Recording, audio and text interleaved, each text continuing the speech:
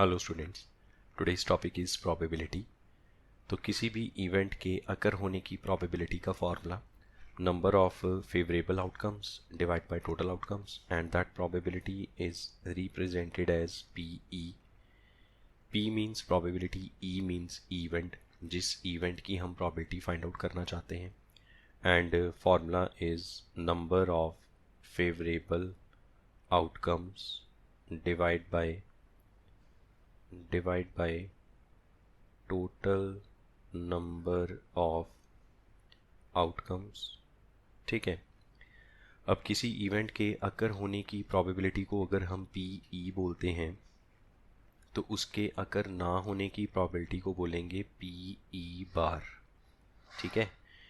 ई के ऊपर लाइन लगा दी छोटी सी, दैट इज कॉल्ड अ ई बार, और यू कैन से नॉट ई, ई के ना होने की प्रोबेबिलिटी, और इन दोनों का सम हमेशा क्या होगा, 1।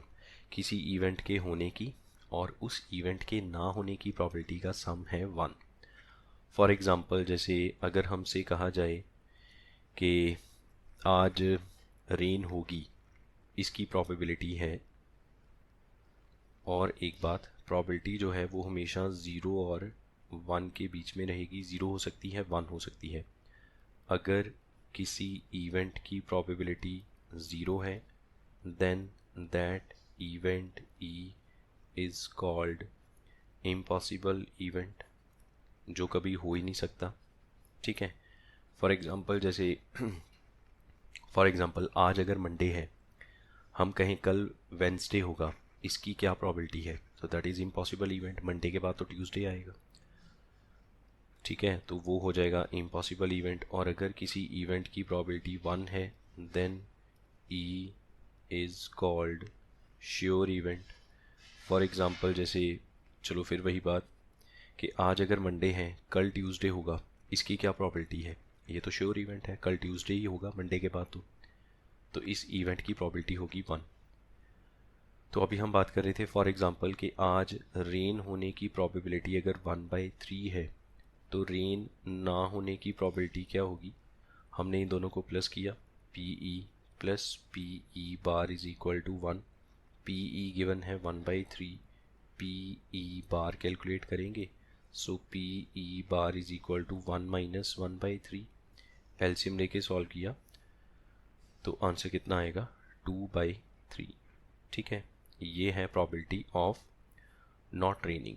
रेनिंग की प्रोबेबिलिटी 1/3 है, तो नॉट रेनिंग की प्रोबेबिलिटी हो गई 2/3। ठीक है।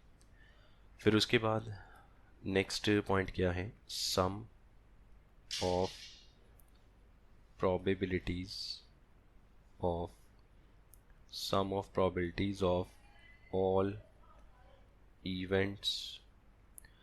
यहाँ पे इंडिपेंडेंट लिख लीजिए, all independent events related to an experiment is always 1। ठीक है। अच्छा, वैसे इवेंट्स दो तरह के होते हैं, इंडिपेंडेंट एंड डिपेंडेंट। लेकिन हमारे सिलेबस में 10th क्लास में हम जितने भी इवेंट्स के बारे में पढ़ेंगे उसमें डिपेंडेंसी नहीं होगी, वो सारे इंडिपेंडेंट हैं। तो इसलिए अगर हम ये इंडिपेंडेंट वर्ड बीच में ना भी यूज़ करें, वैसे भी थ्योरी नहीं पूछी जाएगी पेपर में, तो क्वेश्चन पूछा जाएगा, हमें कॉन्सेप्ट पता होना चाहिए। अगर हम ये इंडिपेंडेंट वर्ड बीच में यूज़ नहीं भी करते तो भी कोई प्रॉब्लम नहीं है। कहने का मतलब क्या है, इसको हम अभी एक्सप्लेन करते हैं। फॉर एग्ज़ाम्पल, मान लीजिए एक बैग में 3 रेड बॉल्स हैं, 4 ग्रीन बॉल्स हैं और 5 ब्लैक बॉल्स हैं। ठीक है। हमने हर इवेंट की प्रोबेबिलिटी निकालनी है और उसका सम 1 होगा, सारी प्रोबेबिलिटीज़ को प्लस करके 1 होगा। तो हमने अगर रेड बॉल की प्रोबेबिलिटी फाइंड आउट करी तो टोटल रेड बॉल्स कितनी है, 3, जो हमारा फेवर है, and what is the total number of balls, उनको प्लस करेंगे तो ये बन गया 12। ठीक है। तो रेड की प्रोबेबिलिटी 3/12। सिमिलरली ग्रीन की प्रोबेबिलिटी 4/12 एंड ब्लैक की प्रोबेबिलिटी 5/12। अगर हम इन सारी प्रोबेबिलिटीज़ को प्लस करें, P R plus P G plus P B, तो देखें क्या 1 बनता है। P R is what, 3/12, PG is 4/12 and PB is 5/12। तो ये बन गया 12, ऊपर आएगा 3 + 4 + 5 that is 12/12 which is equal to 1। तो ये कॉन्सेप्ट कहाँ पे यूज़ किया जा सकता है? मान लो हमें क्वेश्चन ऐसा गिवन है कि जिसमें ऐसा दिया जाएगा कि एक बैग के अंदर कुछ ब्लू बॉल्स हैं, कुछ रेड बॉल्स हैं, कुछ ग्रीन बॉल्स हैं, लेट इज है ना, 3 डिफरेंट कलर की बॉल्स हैं। अब किसकी कितनी बॉल्स हैं ये नहीं पता, लेकिन हमें इतना बता दिया जाएगा कि कोई भी जो 2 कलर की बॉल्स की प्रॉबिलिटी दे दी जाएगी, और थर्ड वाले की फाइंड आउट करने के लिए अगर बोला जाए तो हम क्या करेंगे, सिंपली उन दोनों प्रॉबिलिटीज़ को प्लस करेंगे और 1 में से माइनस कर देंगे तो तीसरी वाली प्रॉबिलिटी आ जाएगी। ठीक है, मान लो एक एक्सपेरिमेंट के साथ 4 इवेंट्स रिलेटेड हैं। हमें हमें ये नहीं पता एक्सपेरिमेंट क्या है, बैग है या कॉइन है या डाइस है, और हमें ये कहा जाता है कि 3 इवेंट्स की प्रॉबिलिटी हमें दी जाएगी, चौथे वाले की बताओ। तो हम सिंपल फार्मूला अप्लाई करेंगे कि चारों की प्रॉबिलिटी का जो सम है वो 1 होना चाहिए। तो हम 3 प्रॉबिलिटीज़ को प्लस करेंगे, 1 में से माइनस कर देंगे तो वो चौथे वाले इवेंट की प्रॉबिलिटी आ जाएगी। Now let's solve few questions based on this concept of probability. Cards bearing number from 3 to 20 are placed in a bag and mixed thoroughly. Cards जिनके ऊपर 3 से 20 तक नंबर लिखा है बैग में पुट किया और उसको अच्छे से मिक्स कर लिया। एक कार्ड विड्रॉ करना है एट रैंडम। तो बताओ कि उस कार्ड के ऊपर जो नंबर है वो इवन है। सबसे पहले तो total number of cards find out करेंगे। टोटल नंबर ऑफ कार्ड्स, तो यहाँ पे बहुत सारे बच्चे मिस्टेक करते हैं, वो 20 में से 3 माइनस कर देंगे। वो बोलेंगे कि 3 से स्टार्टिंग है, 20 पे एंडिंग है, तो 20 में से 3 माइनस कर दो, टोटल नंबर ऑफ कार्ड्स हो जाएगा। And this concept is wrong. Formula क्या है? Top number minus bottom number plus 1। Now top number is 20, bottom number is 3 + 1, तो ये बन गया 18। 18 is the total number of cards. अब देखो कार्ड्स के बारे में बहुत बेसिक सा रूल क्या कहता है। कार्ड्स जहाँ से मर्जी स्टार्ट हो जाए, हमें कोई उससे फ़र्क नहीं पड़ेगा। वो चाहे 3 से स्टार्ट हो नंबरिंग, चाहे वो 15 से स्टार्ट हो, चाहे वो 967 से स्टार्ट हो, और कहीं तक भी जाए। अगर total number of cards even है, जैसे ये 18 कौन सा नंबर है? इवन नंबर है। ठीक है, तो इसमें जितने ऑड कार्ड्स हैं उतने ही इवन कार्ड्स हैं, जितने ऑड कार्ड्स हैं उतने ही इवन कार्ड्स हैं। कहने का मतलब ये है, काउंटिंग स्टार्ट हुई 3 से एंड हुई 20 पे, ऑड से शुरू होके इवन पे एंडिंग है, तो उसमें ऑड इवन की इक्वल डिस्ट्रीब्यूशन है। अगर काउंटिंग स्टार्ट हो इवन से एंडिंग हो ऑड पे, तो भी उसमें इवन ऑड की सिमेट्रिकल काउंटिंग है, सिमिलर है, जितने इवन कार्ड हैं उतने ही ऑड कार्ड हैं। लेकिन अगर काउंटिंग स्टार्ट हो ऑड से और ऑड पे ख़त्म हो, तो टोटल नंबर ऑफ कार्ड्स में जितने इवन होंगे एक ऑड ज़्यादा होगा, ऑड डोमिनेट करेगा। ठीक है, फॉर एग्जांपल जैसे अगर हम कहें काउंटिंग स्टार्ट हुई 25 से और एंड हुई 51 पे, तो टोटल कितना बना इसमें? टोटल कार्ड्स कितने आएंगे? वही जो रूल हमने लिखा, 51 - 25 + 1। ठीक है, क्या किया हमने? Top number minus bottom number plus 1, तो ये बन गया 27 आई थिंक सो। ठीक है, 27। तो अब देखो 27 क्या है? ऑड नंबर है, इवन नंबर नहीं है, this is odd number. Total number of cards odd है। मैं ये नहीं कह रहा कि सारे ऑड है, मैं कह रहा हूँ कि जो टोटल नंबर ऑफ कार्ड्स हैं, वो जो वैल्यू आई है आपके सामने, वो ऑड नंबर है। और आप ऐसे सोच सकते हो, काउंटिंग शुरू कहाँ से हुई थी? ऑड नंबर से। एंड कहाँ पे हुआ? ऑड नंबर पे। तो जो टोटल नंबर ऑफ कार्ड्स हैं उसमें ऑड कार्ड हमेशा एक ज़्यादा होगा। तो ये 27 में 13 इवन है और 14 ऑड है। ठीक है, 13 इवन कार्ड्स हैं और 14 ऑड कार्ड्स हैं। तो सिमिलरली अगर काउंटिंग इवन से स्टार्ट हो और इवन पे एंड हो, तो उसमें इवन डोमिनेट कर जाएगा। इवन कार्ड एक ज़्यादा होगा, ऑड कार्ड एक हमेशा कम होगा। तो अभी हमारे क्वेश्चन में तो ऑड से शुरू होके इवन पे काउंटिंग ख़त्म है, तो ये इसमें जो डिस्ट्रीब्यूशन है वो सेम है। जितने ऑड कार्ड्स हैं उतने ही इवन कार्ड्स हैं। हमें प्रोबेबिलिटी निकालनी है इवन कार्ड्स की, तो 18 का हाफ कर लेते हैं तो 9 ऑड है और 9 इवन है. So probability of even card that is equals to 9/18 1/2. ठीक है. फेवर ओवर टोटल, हमारा favour even, total is 19. Then next, दो प्लेयर्स हैं, टेनिस मैच खेलते हैं. Probability of winning the match by the first player. पहले player के जीतने के चांसेस है 0.62. बताओ दूसरे प्लेयर के जीतने के चांसेस क्या हैं. तो सोल्यूशन कर लेते हैं इसका. अच्छा देखो, सेम ये क्या हो गया कि एक एक्सपेरिमेंट है दैट इज़ मैच, उसके साथ दो इवेंट्स रिलेटेड हैं. First person will win the match और second person will win the match. अब दोनों की प्रोबेबिलिटीज़ का सम क्या होगा 1.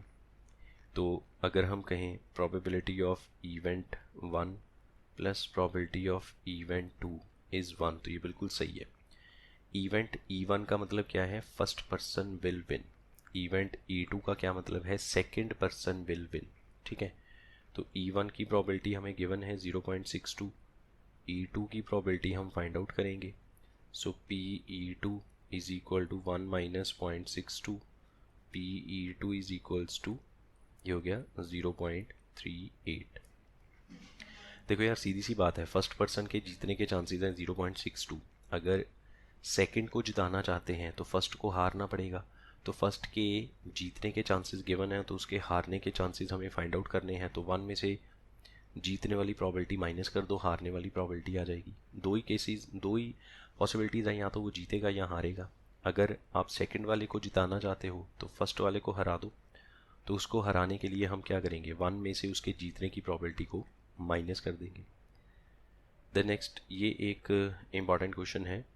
Find the probability of getting 53 Friday, sorry years नहीं, 53 Fridays in a leap year. दो क्वेश्चंस आते हैं, एक लीप ईयर वाला, एक नॉन लीप ईयर वाला. तो लीप ईयर में पहले तो हम देखें टोटल डेज कितने होते हैं. लीप ईयर में टोटल 366 डेज हैं. अब इसमें टोटल वीक्स कितने बनेंगे. ठीक है, लीप ईयर में टोटल कितने डेज हैं, 366. अब इसमें वीक कितने बनेंगे. तो हमने इसको 7 से डिवाइड कर दिया. 7 5 ज़ा 35, 1 6, 7 2 ज़ा 14, 2 बच गया. अच्छा, बहुत सारे बच्चे गलती करते हैं. बहुत सारे बच्चे क्या कहते हैं कि टोटल 366 डेज है, हम चाहते हैं 53 फ्राइडे आ जाए. तो सिंपल सी बात है, 53/366. ये गलत है. This is totally wrong. बिल्कुल उल्टा सीधा लॉजिक लगा हुआ है इसमें, ऐसा कभी नहीं होता. हमने पहले ये देखना है कि एक ईयर में कितने वीक्स आ सकते हैं. अगर अभी हम लीप ईयर की बात कर रहे हैं, लीप ईयर में 366 डेज हैं, हमने 7 से डिवाइड करके देखा, 52 तो कंप्लीट आंसर आ गया, बात साथ में 2 बच गया. इसका मतलब ये हुआ कि जो 1 लीप ईयर है उसमें 52 वीक्स तो कंप्लीट आ जाएंगे, प्लस 2 ऑड डेज बचेंगे. ऑड डेज मतलब 2 दिन एक्स्ट्रा बचे. अब देखो, 52 वीक कंप्लीट आए, इसका क्या मतलब है कि 52 times Sunday, Monday, Tuesday, Wednesday, Friday, Thursday, Friday, Saturday, है ना, सब कुछ आ गया. 52 टाइम तो हर डे अपीयर होगा, इस पे तो शक नहीं करना है. अगर कोई कहे साल में 52 संडेज आने के क्या चांसेस हैं, क्या प्रॉबिलिटी है, that is sure event 1, probability is 1. 52 weeks complete appear होंगे एक साल में, तो हर वीक में एक दिन तो एक बार आ ही जाएगा. तो 52 टाइम्स तो हर दिन आएगा. अगर पूछा जाए 52 फ्राइडेज़ की क्या प्रोबेबिलिटी है, दैट इज़ 1, श्योर इवेंट है 52. ठीक है. अब जो 2 दिन बचे हैं वो डिसाइड करेंगे कि 53rd टाइम कौन रिपीट करेगा अपने आप को. तो हम यहाँ पे सैम्पल स्पेस बनाएंगे for 2 days. Sample space for 2 days. वो जो 2 दिन बचे हैं उनकी सैम्पल स्पेस क्या होगी. हो सकता है संडे के साथ मंडे आ जाए, हो सकता है मंडे के साथ ट्यूसडे आ जाए. अच्छा, ऐसा मत लिख देना संडे के साथ ट्यूसडे आ जाए. अगर एक दिन संडे हुआ तो अगला दिन ट्यूसडे थोड़ी होगा, अगला दिन तो ऑफ कोर्स मंडे ही होगा. अगर एक मंडे हुआ तो अगला ट्यूसडे हो जाएगा, ट्यूसडे के साथ वेंसडे, वेंसडे के साथ थर्सडे, थर्सडे के साथ फ्राइडे, फ्राइडे के साथ सैटरडे, या फिर सैटरडे के साथ संडे। ये पॉसिबिलिटीज़ हैं। संडे के साथ मंडे वो पहले ही हमने लिख लिया।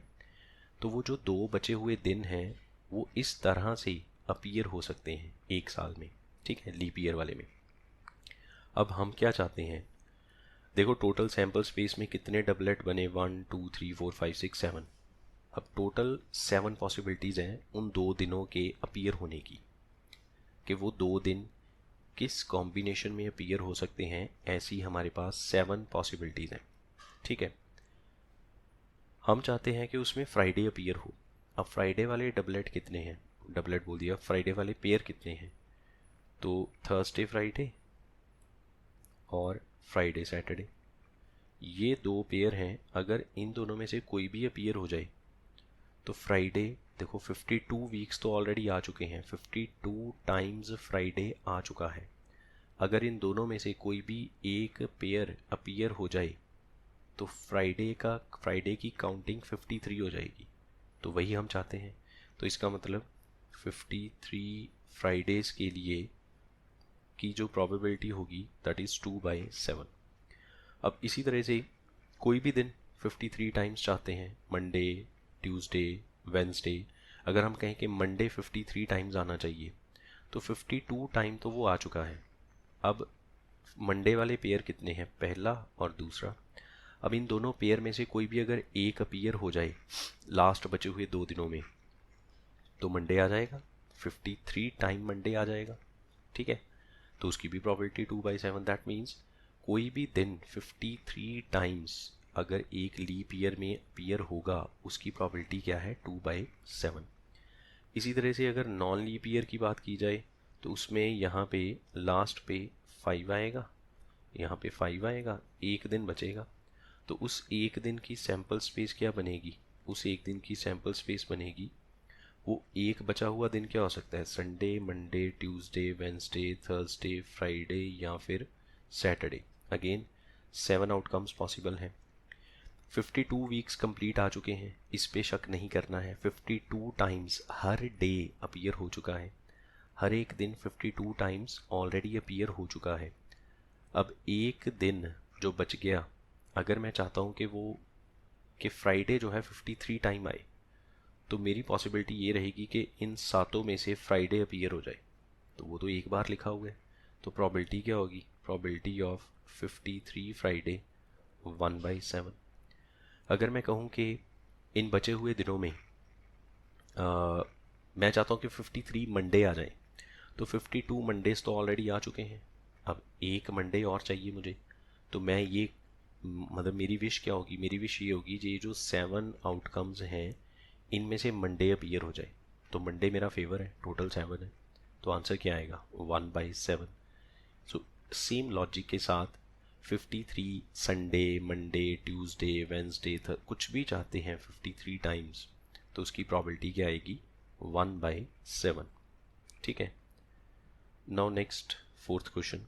एक कार्ड है जिसको A card is drawn at random from a well shuffled deck of playing cards.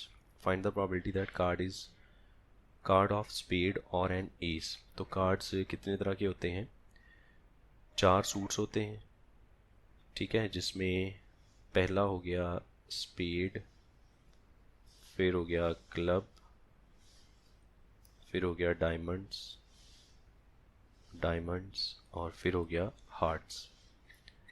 इसमें स्पेड और क्लब ब्लैक कलर के हैं, डायमंड और हार्ट्स रेड कलर के हैं। हर एक सूट में 13 कार्ड्स हैं, तो इसलिए टोटल 52 कार्ड्स हो जाते हैं।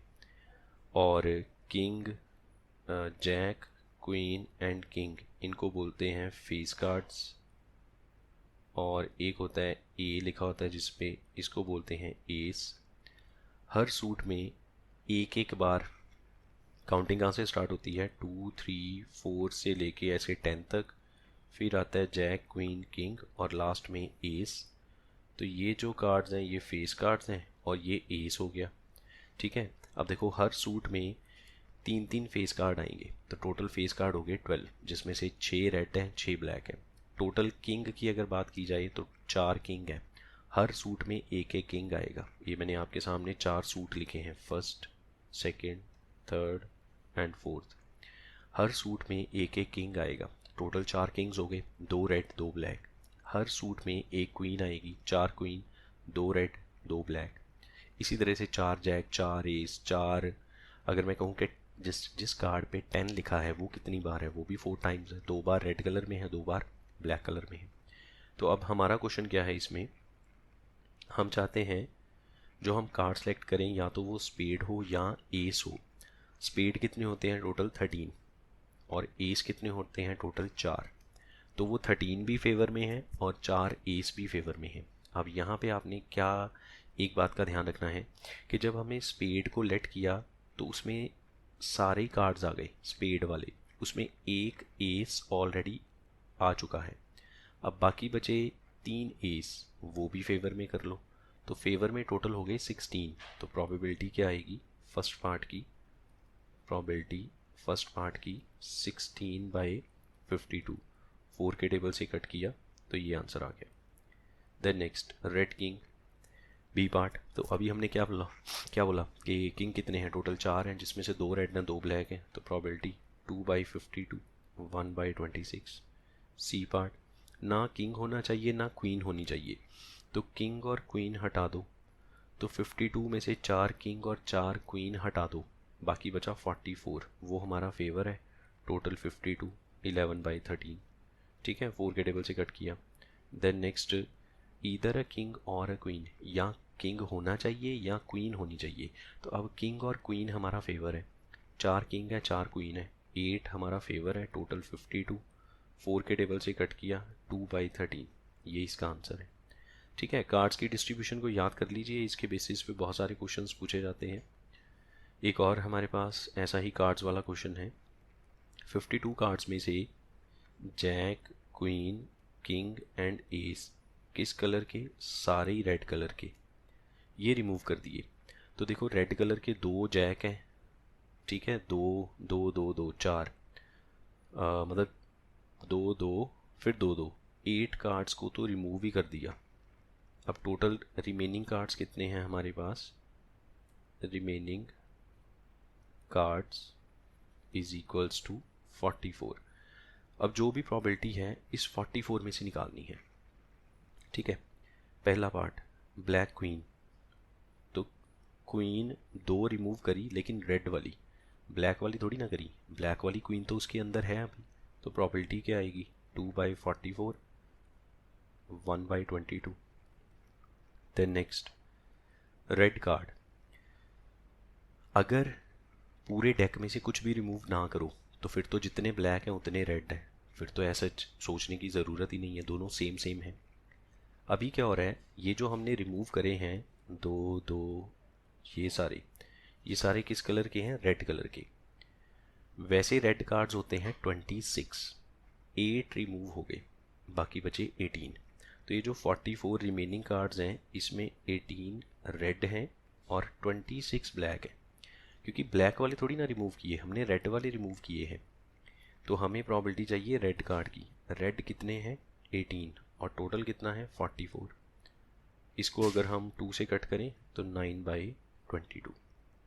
Then C part black jack, ये फिर से वही बात होगी, टोटल जैक 4 होते हैं, 2 रेड वाले ऑलरेडी रिमूव्ड हैं, तो हमारे पास जो बचे हुए कार्ड्स हैं उसमें 2 ब्लैक जैक हैं, तो प्रोबेबिलिटी क्या आएगी 2/44, 1/22। D part face card, face card total होते हैं 12। ठीक है, जैक क्वीन किंग 4 4 4 तीनों होते हैं। अब 2 जैक क्वीन किंग वो तो ऑलरेडी रिमूव्ड है, तो 6 फेस कार्ड तो ऑलरेडी है ही नहीं इसमें डेक में, तो जो बचे हुए कार्ड्स हैं 44, उसमें फेस कार्ड कितने हैं सिर्फ 6, तो प्रोबेबिलिटी क्या होगी 6/44, 3/22, ये इसका आंसर हो गया। देन नेक्स्ट ये फिर से कार्ड्स वाला क्वेश्चन आ गया जिसमें नंबरिंग करी हुई है, हाईएस्ट नंबर 99, लोएस्ट नंबर 14। तो पहले तो हम टोटल कार्ड्स ही फाइंड आउट कर लें, टोटल नंबर ऑफ कार्ड्स, बाकी बाद में देखेंगे। ये फॉर्मूला अप्लाई किया, top number minus bottom number plus 1, तो कितना बना ये 86 कार्ड्स हैं हमारे पास। अब इनको मिक्स किया। अच्छा, फिर से वही बात, नंबरिंग कहाँ से स्टार्ट हुई, इवन से, एंड कहाँ पे हुआ, ऑड पे। तो इवन ऑड दोनों को सेम नंबर मिलेंगे, मतलब जो भी टोटल कार्ड्स हैं उसमें से आधे इवन है आधे ऑड है। तो टोटल कार्ड्स हैं 86, उसमें से 43 इवन है, 43 कार्ड्स ऐसे हैं जिन पे ऑड नंबर लिखा हुआ है। ठीक है, तो फर्स्ट पार्ट क्या है, probability of odd number, odd number की प्रोबेबिलिटी।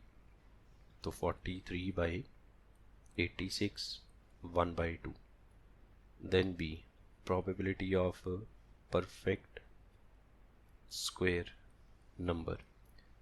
परफेक्ट स्क्वायर नंबर क्या होगा, जिसका स्क्वायर रूट हो सकता है, वो है 1, 4, 9, 16, 25, 36, 49, 64, 81 एंड 100। ठीक है, अब देखो हमारे पास जो कार्ड्स हैं वो 14 से 99 है, तो उसमें 1 नहीं आएगा, 4 नहीं आएगा, 9 नहीं आएगा और 100 भी नहीं आएगा। बाकी बचे हुए ये जो नंबर्स हैं ये सारे परफेक्ट स्क्वायर हैं, ये सारे नंबर्स हमारी रेंज में आ जाएंगे और ये हमारा फेवर हो गए। तो कितने हुए ये, 1 2 3 4 5 6, 6 हमारा फेवर है। टोटल कार्ड्स 86, 2 से कट किया 3/43। Then C part, divisible by 7, जो 7 से डिवाइड होगा। ठीक है, जो 7 से डिवाइड होगा वो 7 के टेबल में आ जाएगा। अब 7 के टेबल में 7 भी आएगा, लेकिन 7 हमारी रेंज में नहीं है। आगे चलो, 14 आएगा, 21 आएगा, 28, 35, 42, 49, 56, 63, 70, 77, 84, 91 एंड 98। इसके बाद हमारी रेंज ख़त्म हो गई। तो कितने बने ये, 1 2 3 4 5 6 7 8 9 10 11 12 और 13। तो 13 नंबर ऐसे हैं जो 7 से डिवाइड हो सकते हैं और टोटल क्या है 86। तो आंसर क्या आएगा, 13/86। 3 कॉइन्स आर टॉस टुगेदर। अब ज़रा 3 कॉइन्स की सैम्पल स्पेस देख लेते हैं। Sample space H H H H H T H T H H T T T H H T H T। ठीक है, कितने हो गए, 6 हो गए। और लास्ट रह गया T T H T T T। ये सैम्पल स्पेस है। ये तो आपने याद करनी है, सब बच्चों ने याद कर रखी है, 2 कॉइन की, 3 कॉइन की और सिंगल कॉइन की। सिंगल कॉइन की सबसे इजी है H, T। अब पहला part, probability of event getting exactly 1 head. Total 8 events है, ओवर में 8।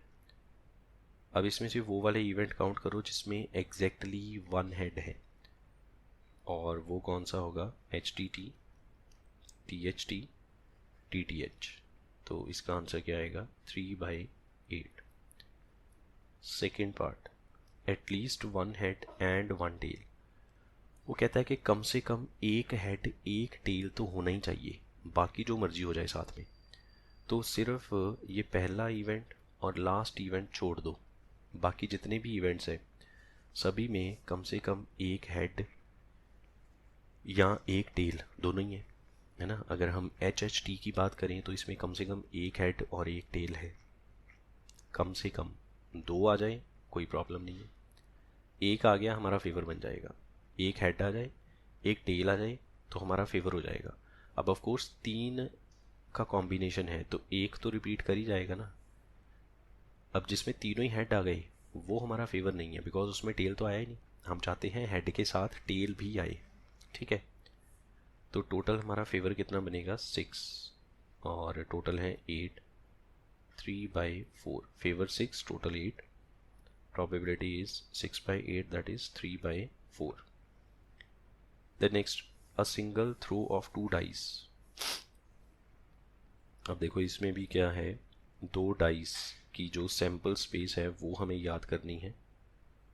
तो दो डाइस की सैम्पल स्पेस यहाँ पे लिख लेते हैं, 1,1, 1,2, 1,3, 1,4, 1, 5 and 1, 6. Then next 2, 1, 2, 2, 2, 3, 2, 4, 2, 5 and 2, 6. Similarly 3, 1, 3, 2, 3, 3, 3, 4, 3, 5 and 3, 6 and 4, 1, 4, 2, 4, 3, 4, 4, 4, 5, 4, 5 and 4, 6, 5, 1, 5, 2, 5, 3, 5, 4, 5, 5 and 5, 6, and last row 6, 1, 6, 2, 6, 3, 6, 4, 6, 5 and 6, 6। ठीक है, ये हो गई सैम्पल स्पेस। अब क्या प्रॉबिलिटी है, probability of getting a total of 10। तो टोटल जो आउटकम्स हैं दैट इज़, ये हो गया ए पार्ट, टोटल आउटकम्स 36, तो ओवर में 36। ऐसे कितने आउटकम्स हैं जहाँ पे टोटल करके 10 बनता है, तो वो देख लो आप, ये 5, 5, 4, 6 और 6, 4, तीन आउटकम्स हैं जहाँ पे टोटल 10 बनेगा, तो probability 1/12। B part, total of 9 और 11, जिस पे 9 बने वो भी फेवर में, जिस पे 11 बने वो भी फेवर में। तो 5, 6, 6, 5, ये 11 हो गया, 4, 5, 5, 4, 3, 6, 6, 3, इन पे 9 बनेगा, ये भी फेवर में। तो टोटल फेवर हो गया 6 का। ठीक है, 6 पेयर्स हैं वो फेवर में आ गए, तो प्रॉबिलिटी क्या बनेगी, 1/6। Then C part, getting a sum greater than 9, sum जो है 9 से बड़ा होना चाहिए। 10 हो सकता है, 11 हो सकता है, 12 हो सकता है। तो 10 वाले ये अंडरलाइन किए, 11 वाले ये रहे, 5 हो गए अभी तक। ठीक है, ये 10 वाले हैं और नीचे 11 वाले दो, एक 12 वाला, ये टोटल हमारे फेवर में आ गए। इन पेयर्स का जो सम है आपस में वो 9 से ग्रेटर है, तो टोटल कितने हो गए ये, 6, 6/36, 1/6। Doublet of even number, doublet का क्या मतलब है, सेम सेम नंबर, लाइक 1, 1, 2, 2, 3, 3, ये डबलेट है। हमें डबलेट किसका चाहिए, इवन नंबर का। तो इवन नंबर का डबलेट क्या होगा, 2, 2, 4, 4, 6, 6, तीन डबलेट है इवन नंबर के। तो प्रॉबिलिटी क्या बनेगी, 3/36, 1/12। The next probability, not getting the same number of two dice, दोनों पे सेम नंबर नहीं होना चाहिए। तो सेम नंबर वाले कितने डबलेट हैं, 1, 1, 2, 2, 3, 3, 4, 4, 5, 5, 6, 6, 6 पेयर ऐसे हैं जिनमें नंबर सेम है। तो उन 6 पेयर को हटा दो, बाकी कितने बचे, 30 पेयर हमारे फेवर में है, और ओवरऑल कितने हैं, 36। सो 30/36, 5/6। ठीक है, ये क्लियर है ना, लास्ट वाला, कि हमें सेम नंबर नहीं चाहिए तो हमने सेम नंबर हटा दिया, सेम नंबर वाले पेयर हटा दिए, बाकी बचे 30, वो हमारा फेवर हो गया। The next number is, number x is selected, is 2 बार आ गया ना यहाँ पे, number x is selected from 1, 2, 3, number y selected from 1, 4, 9, find the probability that x into y should be 10। देखो अगर हम x और y के पेयर बनाएं तो पेयर्स क्या बनेंगे, x को 1 मान लिया, y 1 हो गया, x 1 पे फिक्स रखा, y 4 हो सकता है, x 1, y 9 हो सकता है। ठीक है, x हमें सेलेक्ट करना है 1, 2, 3 में से, y की सिलेक्शन है 1, 4, 9 में से। एक पॉसिबिलिटी ये है, x को 1 फिक्स कर दो, उसके साथ y 1, y 4, y 9, ऐसे 3 पेयर बन सकते हैं। या फिर हो सकता है x2 फिक्स कर दिया, y1 हो जाए, x2 y4 हो जाए, x2 y9 हो जाए। ये सैम्पल स्पेस है, ठीक है। This is called a sample space. Sample space का क्या मतलब होता है? एक ऐसी जगह जहाँ पे हम सारी पॉसिबिलिटी लिखेंगे कि क्या क्या पॉसिबिलिटीज़ हैं, वो हम सब कुछ लिखेंगे उसमें। देन अगर x को हम 1 2 हो गया, अब x को 3 फिक्स करेंगे तो y1 हो सकता है साथ में, x को 3 किया y4 हो सकता है, फिर x को 3 किया y9 हो सकता है। ये हो गई सैम्पल स्पेस। टोटल 9 आउटकम्स बनते हैं। Probability that x into y should be 10 that is equal to, over में 9 लिख दिया क्योंकि 9 पेयर बने। अब इन पेयर में ऐसा कौन सा पेयर है जिसको मल्टीप्लाई करके 10 बने? जो पेयर हैं उसमें पहला नंबर x है, दूसरा नंबर y है। मैंने तो रैंडमली एक पेयर के ऊपर x y लिखा, ये सारी पेयर्स x और y के हैं। तो ऐसा कौन सा पेयर है जिसमें x और y को प्रोडक्ट करके 10 बनता है? देखो ज़रा। तो हमने सारे पेयर्स पे नज़र मारी, ऐसा कोई भी पेयर नहीं है जिसमें x और y को प्रोडक्ट करके 10 बने। दैट मीन्स हमारे फेवर में कुछ भी नहीं आया। तो आंसर क्या आएगा? 0। हाँ, अगर ऐसा होता कि x plus Y should be 10 तो एक पेयर हमारे फेवर में आ जाता, 1 और 9, क्योंकि इनको प्लस करेंगे तो 10 बन जाएगा। तो फिर प्रॉबिलिटी बनती 1/9। टोटल तो 9 पेयर है, फेवर में एक आ जाता तो 1/9, लेकिन इस बार फेवर में कुछ भी नहीं आया तो probability 0। Now one last question for today. Number x is selected from the numbers -4, -3, -2, 1, -1, 0, 1, 2, 3, 4. Find the probability that x mod less than 4. अब देखो, ये जो मॉड है इसका जिक्र हमने कोऑर्डिनेट ज्योमेट्री में भी किया था। मॉड का मतलब होता है कि अगर आप मॉड के अंदर -2 पुट करते हो लेटर से तो आंसर में 2 आएगा, और अगर आप +2 पुट करते हो तो भी आंसर में 2 आएगा। मॉड ने सिर्फ अंदर वाले नेगेटिव साइन को हटा देना है, ठीक है। अगर आपने मॉड के अंदर -3 किया तो आंसर में 3 मिलेगा, अगर +3 किया तो भी आंसर में 3 मिलेगा। ये नहीं है कि प्लस का वो माइनस कर देगा। मॉड का मतलब है अगर नंबर पॉजिटिव है तो पॉजिटिव रहेगा, अगर नंबर नेगेटिव है तो वो उसको पॉजिटिव में कन्वर्ट कर देगा। क्लियर? अब यहाँ पे क्या हो रहा है, उसने ये कहा कि मॉड x 4 से कम होना चाहिए। तो अगर हम -3 से लेके 3 तक कोई भी नंबर, ठीक है, -3 से लेके 3 तक कोई भी नंबर मॉड x में x की जगह पुट करें तो उसका आंसर हमेशा 4 से कम आएगा, क्योंकि -3 का मॉड 3 होगा, लेस देन 4 है। -2 का मॉड 2 होगा, वो भी लेस देन 4 है। -1 का मॉड 1 होगा, वो भी लेस देन 4 है। इसी तरह से 3 तक चलते जाओ। तो ये वाले नंबर हमारे फेवर में है। अगर हम -4 पुट करेंगे तो -4 का मॉड 4 आएगा, और 4 4 से कम नहीं होता, 4 4 के इक्वल होता है, लेस नहीं होता। तो इसलिए -4 फेवर में नहीं है। x की जगह अगर 4 पुट करेंगे तो 4 का मॉडुलस भी 4 होगा, और 4 4 से कम नहीं होगा, वो तो इक्वल होगा, तो वो भी हमारे फेवर में नहीं है। तो टोटल हमारे, अच्छा, टोटल कितने आउटकम्स हैं इसमें? 9, और फेवर में आ गए 7। तो ये इसका आंसर हो गया, ठीक है। एक पहला जो इवेंट है, हाँ, पहला जो आउटकम है -4, और लास्ट वाला 4, वो हमारे फेवर में नहीं है, बाकी सब हमारे फेवर में है, दैट इज़। तो प्रॉबिलिटी क्या बनेगी? 7/9। And that's all for today. I hope this is clear to all of you.